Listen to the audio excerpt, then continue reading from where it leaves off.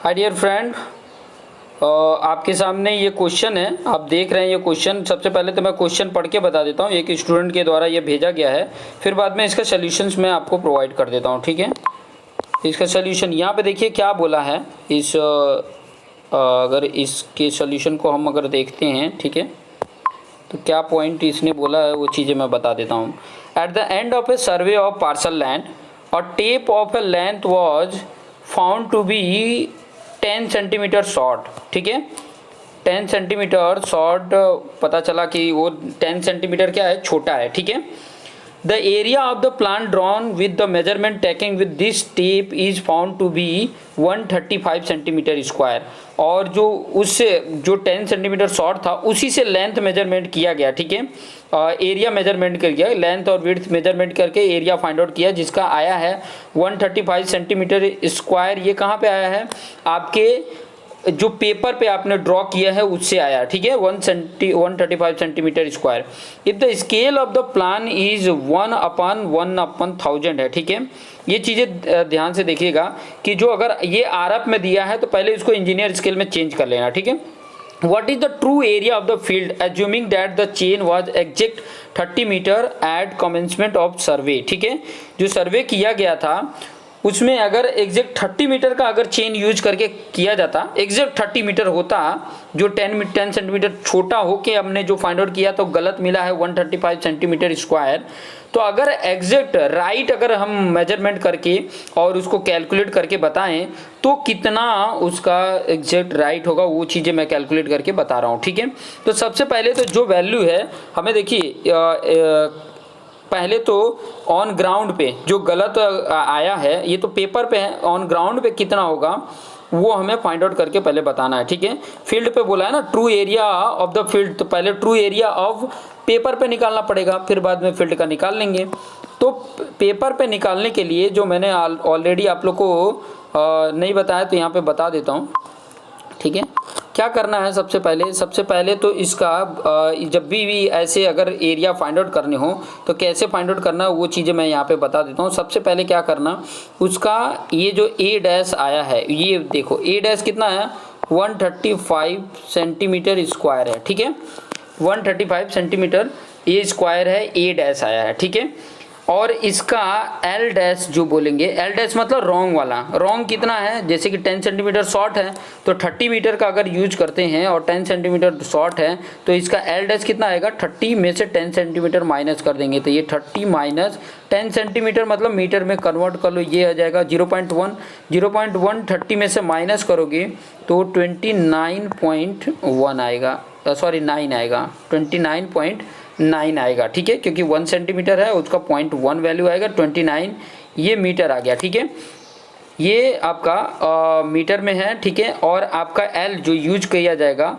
वो कितना है, 30 मीटर का है। ठीक है, तो इसका एग्जैक्ट एरिया अगर फाइंड आउट करना है तो उसके लिए जो फॉर्मूला होता है वो मैं यहाँ पे बता देता हूँ। उसका एग्जैक्ट अगर एरिया फाइंड आउट करना है तो ये ट्रू एरिया ऑन पेपर बता रहा हूँ, ट्रू एरिया अगर ऑन पेपर फाइंड आउट करना है तो इस तरीके से आप फाइंड आउट कर सकते हो।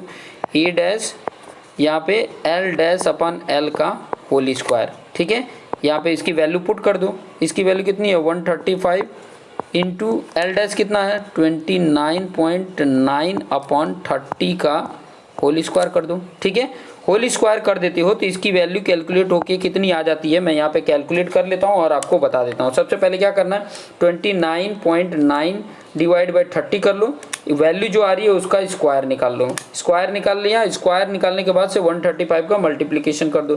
देखो ये एल डैश मीटर में है, एल भी मीटर में है, तो मीटर मीटर कैंसिल हो जाता है, हमारा वैल्यू 1 सेंटीमीटर स्क्वायर है तो सेंटीमीटर स्क्वायर में ही आएगा। उसके बाद से 135 में मल्टीप्लिकेशन किए तो मेरा जो वैल्यू आ रहा है वो 134 पॉइंट जो आ रहा है मैं लिख देता हूँ, 134.1015 ये सेंटीमीटर स्क्वायर आ रहा है। ठीक है, ये आपका ट्रू एरिया ऑन पेपर आ गया, लेकिन हमें ट्रू एरिया ऑन फील्ड चाहिए। ये ट्रू एरिया ऑन पेपर आ गया तो ट्रू एरिया ऑन फील्ड चाहिए ना, तो ट्रू एरिया ऑन फील्ड कैसे फाइंड आउट करेंगे, आपका आरएफ दिया हुआ था, आपका क्या दिया था, आरएफ कितना दिया था, आरएफ की वैल्यू जो दी हुई थी वो कितना दिए थे 1/1000 है। ठीक है, तो देखो यहाँ पर देखो ये सेम यूनिट में है, तो सेम यूनिट देखो पेपर पे हम सेंटीमीटर में, क्योंकि देखो सेंटीमीटर में है ना, तो सेंटीमीटर में कर लेंगे। ये ऊपर 1 सेंटीमीटर है तो ये भी क्या होगा 1000 सेंटीमीटर में होगा। अब ऊपर वाला सेंटीमीटर ही रहने दो, नीचे वाले को मीटर बना लो।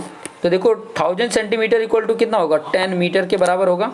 मतलब इसका स्केल क्या आ गया 1 सेंटीमीटर इक्वल टू 10 मीटर आ गया। ठीक है, अब 1 सेंटीमीटर को 1 जो सेंटीमीटर में है उसको सेंटीमीटर स्क्वायर बना लो। ठीक है, सेंटीमीटर स्क्वायर बना लेते हैं। तो 1 सेंटीमीटर इंटू 1 सेंटीमीटर करते हो तो इधर भी क्या करना पड़ेगा 10 मीटर इंटू 10 मीटर करोगे तो ये हो गया इधर 1 सेंटीमीटर स्क्वायर, और इस तरफ क्या हो गया 100 मीटर स्क्वायर हो गया। मतलब 1 सेंटीमीटर स्क्वायर एरिया कितने के बराबर है 100 मीटर स्क्वायर के बराबर है। और जो मेरी वैल्यू आई थी ए, जो ट्रू एरिया पेपर पे आया था वो कितना आया था, कितना आया था मैं यहाँ पे दिखा भी देता हूँ 134.10 ये आया था आपकी वैल्यू। ये 134.1015 है। तो मैं इधर यहाँ पर नीचे लिख लेता हूँ और उसको कन्वर्ट कर लूँगा। ठीक है, एरिया आपका कितना आया था 134.1015, ये क्या आया है सेंटीमीटर स्क्वायर आया है। और मीटर स्क्वायर में करना है तो 1 centimetre square equal to 100 metre square. तो ये सेंटीमीटर स्क्वायर को मीटर में कन्वर्ट करोगे तो 100 से मल्टीप्लिकेशन करनी पड़ेगी। तो 134.1015 इंटू 100 करेंगे तो मीटर स्क्वायर में हो गया। अब मल्टीप्लिकेशन कर दोगे कितना होगा 134.1015 मीटर स्क्वायर इसका ट्रू एरिया ऑन फील्ड आ गया। ठीक है, तो इस तरीके से आप कैलकुलेट करके और फाइंड आउट कर सकते हो। इसको थोड़ा मैं हाईलाइट कर देता हूँ, देखिए इस प्रकार से ये आपका आंसर आ जाता है। ठीक है, ये इस प्रकार का आप आंसर कैलकुलेट कर सकते हैं। ठीक है, तो ये इस प्रकार के अगर ऐसे क्वेश्चन होते हैं तो इस प्रकार से सॉल्व करेंगे और आपका आंसर आ जाएगा। फील्ड पे ये है, ठीक है, फील्ड पर ये इतना है और ये पेपर पे इतना है। ठीक है, ट्रू एरिया है। ठीक है, ये जो उसका एग्जैक्ट ग्राउंड पे होगा वो एरिया पेपर पे ये है, और ये नीचे जो ये फाइंड आउट किया है ये नीचे ये 134.1015 मीटर स्क्वायर ये आपका ग्राउंड का एग्जैक्ट एरिया है, ट्रू एरिया है। ठीक है, ऑन फील्ड। तो ये चीज़ें इस प्रकार से कैलकुलेट करके और फाइंड आउट कर सकते हैं। ऐसे क्वेश्चन आपके पास हैं तो ज़रूर भेजें और पहले खुद ट्राई करें। अगर आपसे ट्राई हो जाता है तो बहुत बेटर है। इस प्रकार के क्वेश्चन को इस तरीके से सॉल्व किया जा सकता है। तो देखते रहिए और अपने आप को बेस्ट बनाते रहिए। और भी ऐसे क्वेश्चन है तो आप खुद से ट्राई करिए। So thank you for watching this video and जय हिंद।